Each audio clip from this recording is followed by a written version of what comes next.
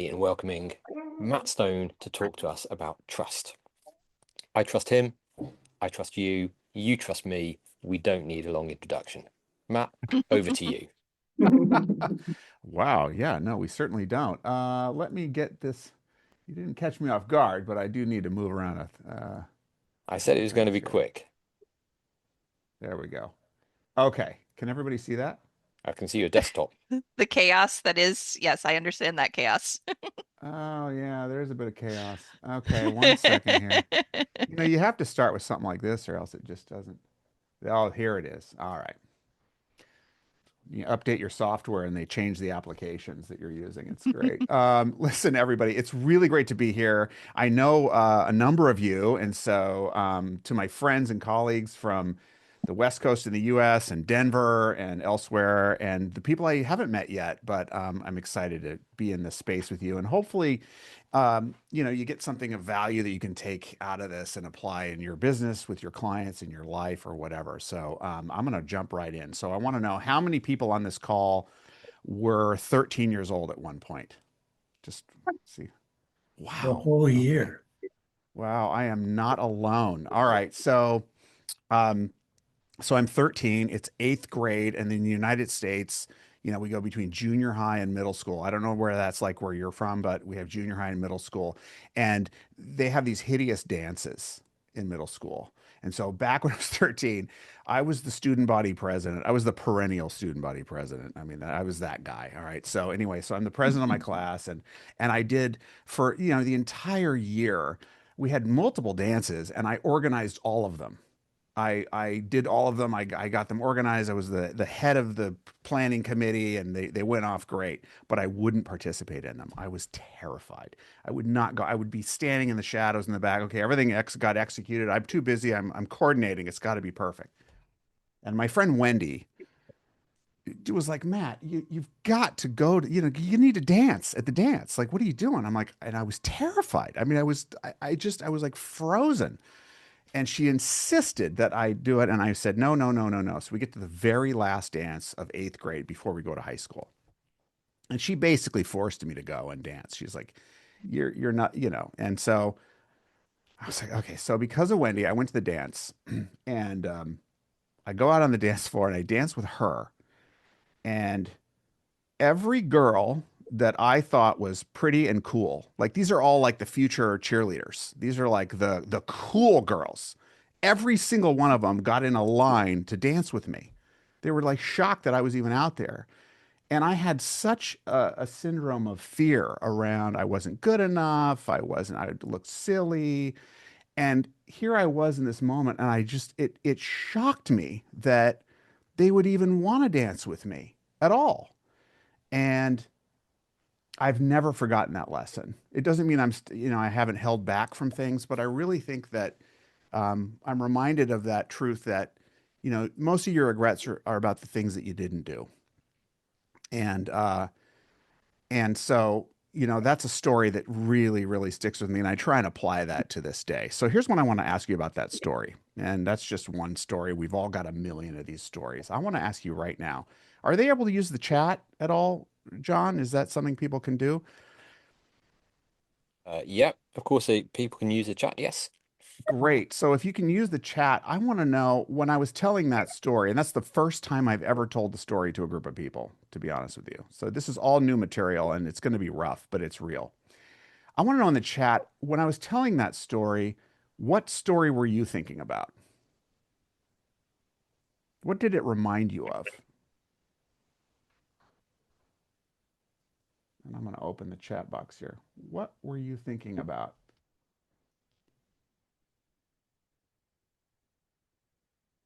Middle school cheerleading. Oh, yeah. Yeah, yeah, yeah. I wish we had school dances in England. So you thought about that you didn't have school dances in England. You were my friend. That's great. How terrible the other girls were in high school. Same story, junior. Yeah.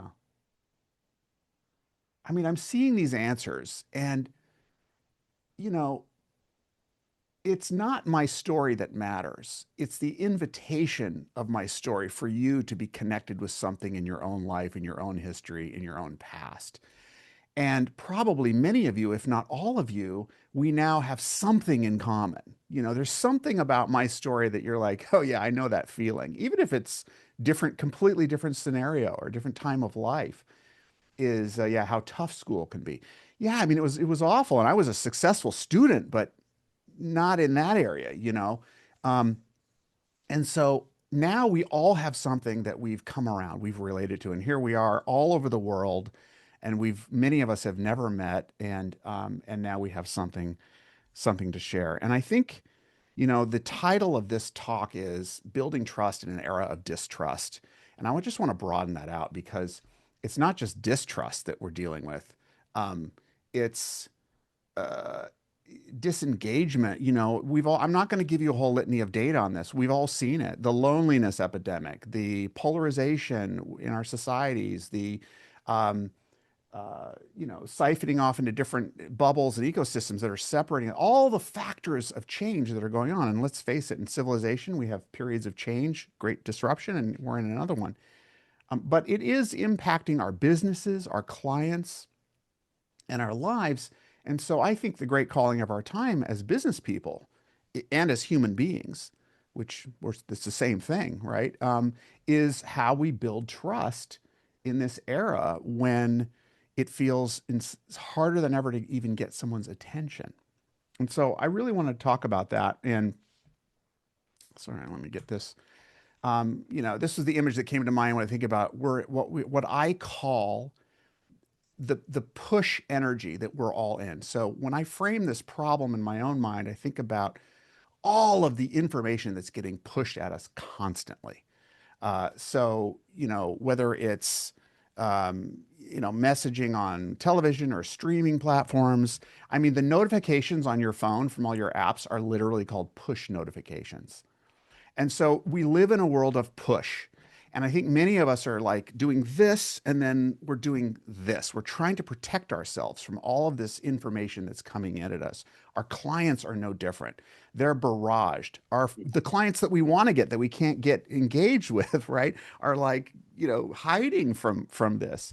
And so I think the first thing to really think about, this is just the way I think about it, is getting people's attention requires something other than pushing at them. There has to be some energy of pull, some energy of attraction. And I hope you felt a little bit of it in the story that I told, that it invited you into my world, but really invited you into your world, an experience from your past. Or maybe you were freaked out about going to a networking event last week. You just were feeling extra shy. You didn't want to go talk to some stranger with a little shrimp cocktail in your hand. But whatever it is for you, it hopefully invited you to connect with yourself. Um, and so in this push era, the great opportunity, and this is really the thing that excites me, is because there's all of this craziness and it's easier to get data out and push your message out to everyone. And, whether you're on LinkedIn or YouTube or TikTok or whatever, I think the greatest advantage that a business can have, we say it's about your people, and that's true. And I see AJ's here. AJ taught me a lot about people in business, but it's really it's sorry, I just lost my train of thought. But it's really about um, being different.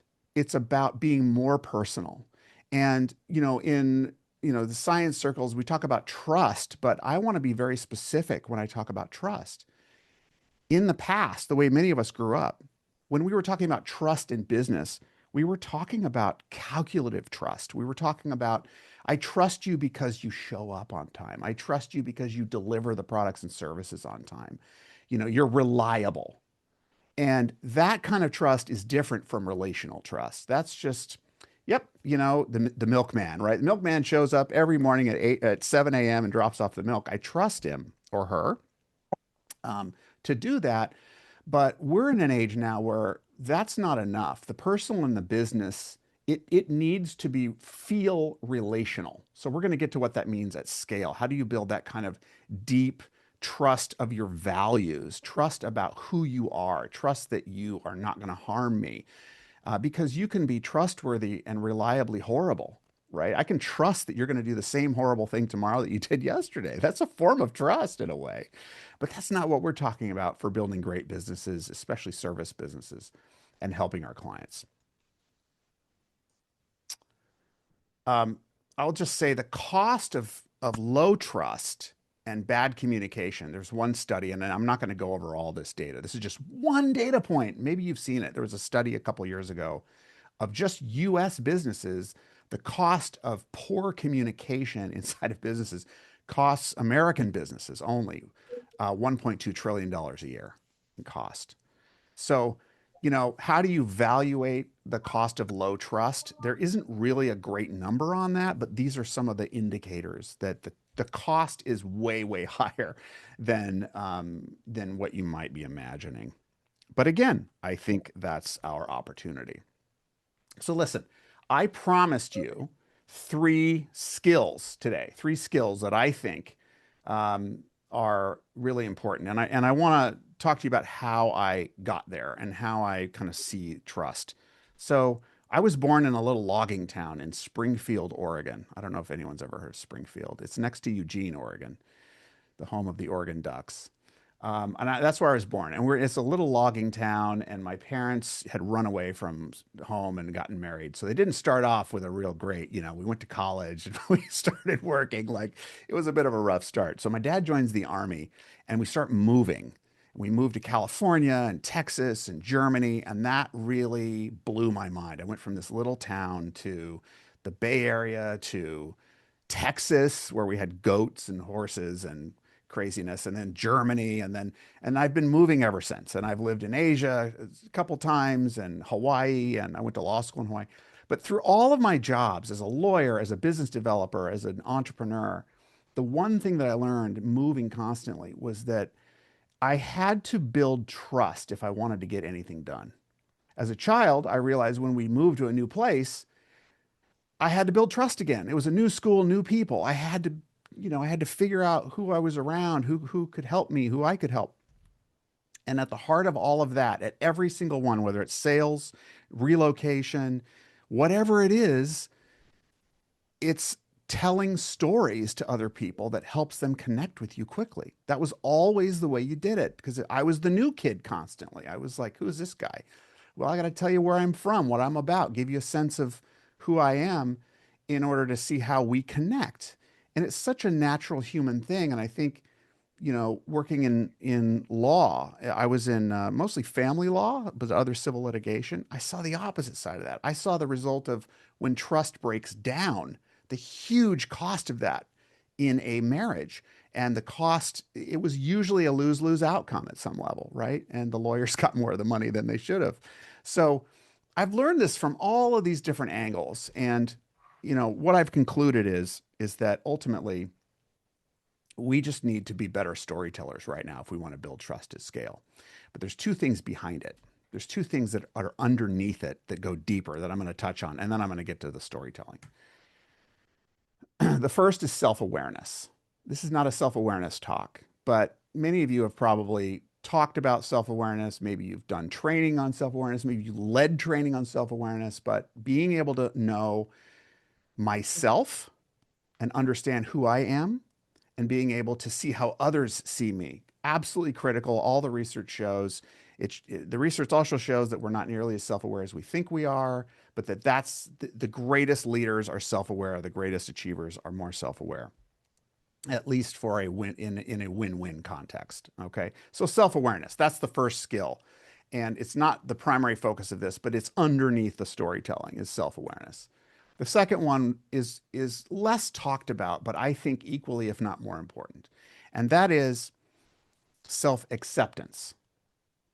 And what comes up for me is the last 10 years, I've been doing a lot of toxic team turnaround work. I've worked at the Pentagon at the highest levels, in multinational corporations, and in small businesses, helping people stop hating each other, if possible, and come around and start talking. And underneath it all, always, there was more than a self-awareness problem. There was a self-acceptance problem. Somebody was projecting some very negative thoughts about themselves onto other people. And the wall was getting bigger. So to me, if we want to be great storytellers and great connectors, which I think is very interconnected, we need to work on ourselves. And I think it is a skill. So the second skill to me is self-acceptance. And there's a lot of different paths to getting there, but really learning to love and accept yourself for who you really are, including your flaws. Keep working on them, but you're okay. And I think when we work with clients, that's our great opportunity, is to help them to see how great they are as well. So those are the two that go along with storytelling. But the focus, because we've only got 20 minutes, the focus of today is on the storytelling. It's storytelling, as we all know, it goes way back in human existence. We've solved a lot of problems through stories. We've also created problems through stories. Stories are, as my friend Samir has taught me, stories are gods. They shape reality. They make things move. They are powerful for good or for evil. Of course, we're going to talk about them in the framework of being used for good, for connecting, for building, for mutual growth. But they are powerful enough to create great negative things too, as are all great powerful things, like fire.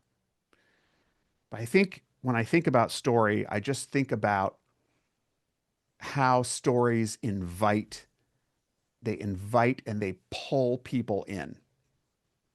And I think of it like a doorway. When I tell you a story, I open a door and I show you something that happened from my point of view. This is my observation of what happened. And as I tell you the story, hopefully you're moving closer to that door. You're like, oh, okay, there's an AI generated giant giant game. There's some people playing ping pong. I want to learn more. And maybe if I do it well enough, it'll invite you into the story. That's the pull of the story. So even when we're on social media, which is engineered to push, push, push, push, push, that is what it is engineered to do, to push things at you. Stories allow us to achieve a form of pulling in a system that is designed to push and attack and kind of get your attention, to flash lights at you. That's why storytelling isn't just a nice to have. I think for every business, we need to be thinking about how we're telling stories and where, and for what purpose. Storytelling is therefore really the way to scale trust. If it's possible to scale trust, that's the way it's done. I'll give you an example. So I read this book a number of years ago, and the book was amazing. The author told stories in that book that were personal, vulnerable. And it's about self-awareness. And she told these stories so powerfully that by the end of the book, I thought I knew her.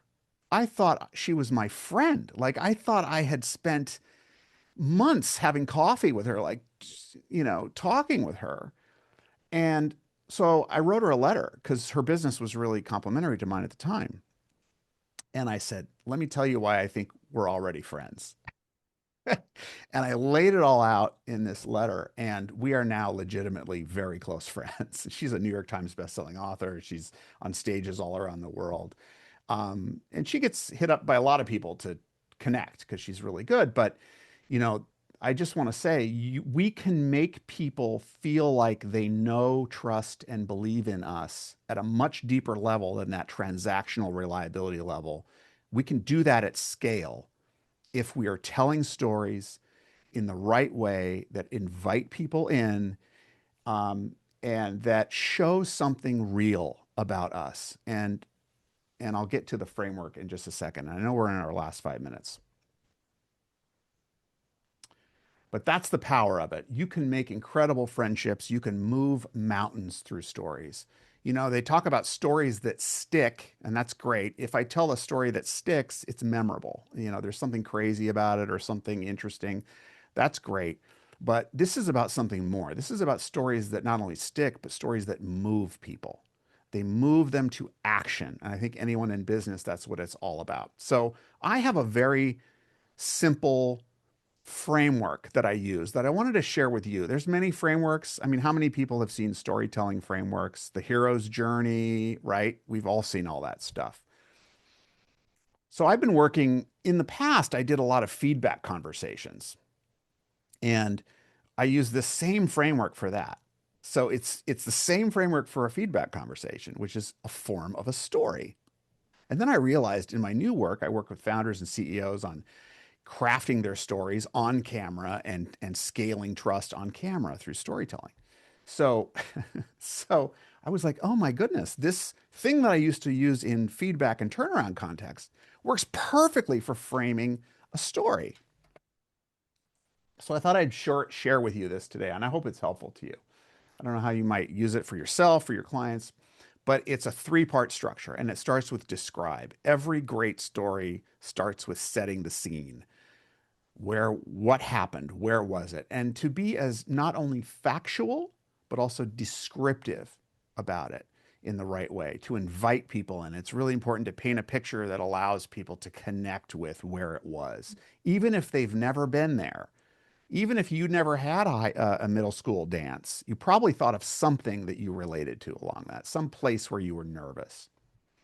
That's part one. Part two is appreciation. It's the value of that thing. Why are you even telling me about this place? It's the experience you had, what you liked, what you didn't like, your emotions, your evaluation of it. I didn't like it because I realized X, Y, and Z. So, what was the insight? And then the third thing is the prescribe. And this is the movement part of the story. It we need to be telling you what it means for the future, how you're applying it. And I can tell you how I think you might apply it without telling you what to do. I think that's a really subtle point. So when I'm prescribing, I am explaining through my own experience what it's meant to me, how it's changed me, and how I will apply it now and moving forward, the future. And hopefully, if you're already in my story, if I've invited you in skillfully and with real intention and heart and authenticity, the overused word of the century, then you're going to be like, oh, yeah, that's how I'm going to apply it without me preaching at you. That's the beauty of it. It's an invitation that moves you. And let's face it, who on here's got a business that wants to invite people in and move them? I mean, I know I do. I want you to move. So we can't forget the clear prescribe. We call it call to action or whatever. But that's the beauty of a story. It isn't a shameless call to action. It's one that invites you to that action. And I think that helps us counteract some of the over push that's going on. So it's three things: describe, appreciate, prescribe. I find that really, really valuable for in working with clients in terms of how to frame it. Put it another way, once upon a time, this is where I was, this is what happened. This is how I thought about it. This is how I felt about it. This is what I learned. And then what it means to me now and for the future is this. It's that three-part thing, DAP. It's so effective. And I use it all the time when I'm framing, when I'm working with someone and I'm like, what's missing from their story? And I'll realize, oh, they're not going deep enough on the A. You know, they're not sharing. That's really the vulnerability one, that A. That's where we cross over into the relational. That's where I show you something about how I felt about it. And you can relate to the feelings, if not the facts. And I have a higher likelihood that I've emotionally drawn you into my world and you see my values through that. Because one thing I learned a few years ago, I was in this writing group that's just phenomenal. And the guy who runs the writing group made this point. He goes, people don't want to hear your conclusions as much as they want to learn how you came to that conclusion. They want to be able to see your thought process. What informed that? Because I can disagree with your conclusion, but I can respect and be amazed by how you came to it. And I think that's one of the great secrets in this time that we're in of bringing people together is we can disagree with a conclusion, But if we have the right way of showing our work, showing how we come to it, we will build respect and we will build bridges. And then there's room for us to all work together.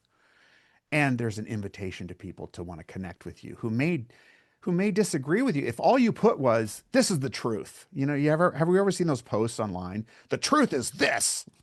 You're all doing it wrong. Every AI tool wants us to write that right out of the gate. I've written that stuff. Some without AI, some with AI. So we're all trying to figure it out. But I think, it's really important to keep this in mind that we're not showing our conclusions. Also, I want to say before I wrap up here, and I am going to wrap up, John, is storytelling at scale is about also using the medium that is right for you. I think there's people who do so well on Substack or in writing long narratives, and they will find their audience there as long as the stories are there. Other people make videos. That's what I do primarily. Use that medium to help clarify messaging and reach stakeholders and build trust at scale. So building trust at scale, I don't see it as one only medium. I think you need to find the one that draws from your natural sort of abilities and interests and pick that lane and then tell stories. Could be just an audio podcast, right? It could be anything. So DAP, remember DAP. If you want more on that, find me on LinkedIn. I'd be happy to share with you, what I do anyway. And there's one more thing, and I'm showing you this because when I started my new venture, I thought to myself, what is this really about? So I'm showing my work here. I don't put this out publicly normally, but underneath my business, underneath my values, underneath everything that I do with my clients, this is what I'm keeping in mind. My job is to show you how great you already are. That is my job. We're going to do whatever we can to help show you that so that you can show others that in a clearer, more effective way, get more business, more opportunity, more value for you, your family, your customers, your community. That's what it's all about to me. So I've got a show I've been in pre-launch under a different name, and I'm moving to this. Find this on YouTube. I invite you to join me, follow me on YouTube. If you know any great stories, human stories driving business that are just unbelievable, send them to me. I want to put them on the show. We're going to be doing panel discussions as well as we move forward. Maybe you can be on a panel, but this is really an important project for me and my business, and helping to scale trust and also tell great stories that inspire us to do better. With that, I want to just thank you. It felt like a race. I'll get better at this, but this is the prompt that I'm suggesting for the breakouts, and I'm going to hand it back to John and just thank you all for being here. Thank you, Matt. CoEfficient, helping people help people.